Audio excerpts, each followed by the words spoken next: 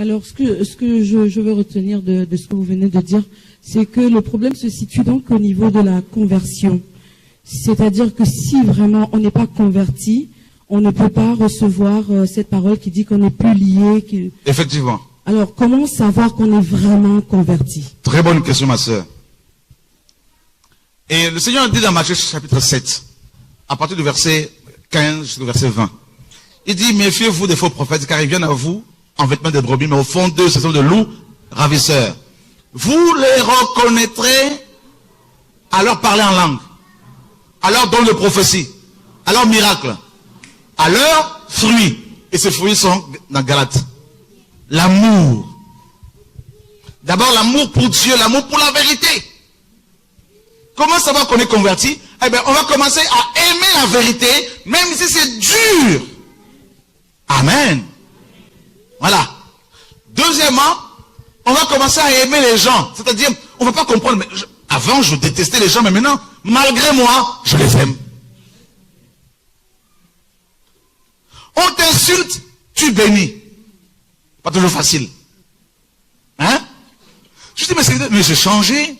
Mais avant, tu vas commencer à te dire, mais quand mon mari m'insultait avant, je répondais. Mais aujourd'hui, je le regarde, je souris. Alléluia.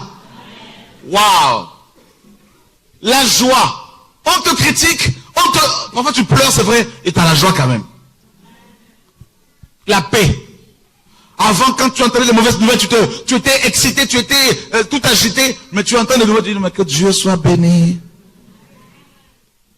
Et d'ailleurs, ce changement-là, ce sont les autres qui vont le constater. Je dis, mais tu as changé, ma sœur.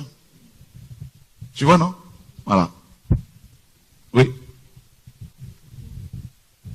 Je suis désolée de monopoliser la parole. Non, pas de problème.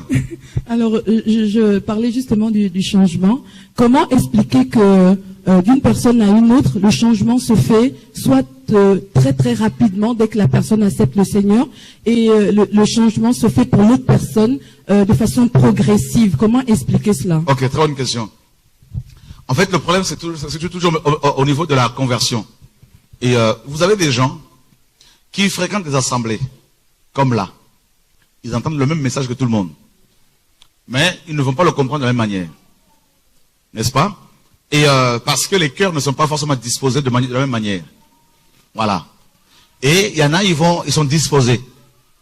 Et ils vont recevoir la parole et être changés par le Seigneur rapidement. D'autres, qui ont encore des soucis, ils ont encore plein de choses, tout ça. Et puis ils vont repartir tels qu'ils sont venus. Mais comme ils sont sincères dans leur démarche, Dieu, en son temps, il va se révéler à ces gens. Voilà. Tu vois? Voilà. En fait, comme tu l'as dit tout à l'heure, la base de la conversion. Tout se situe au niveau de la conversion.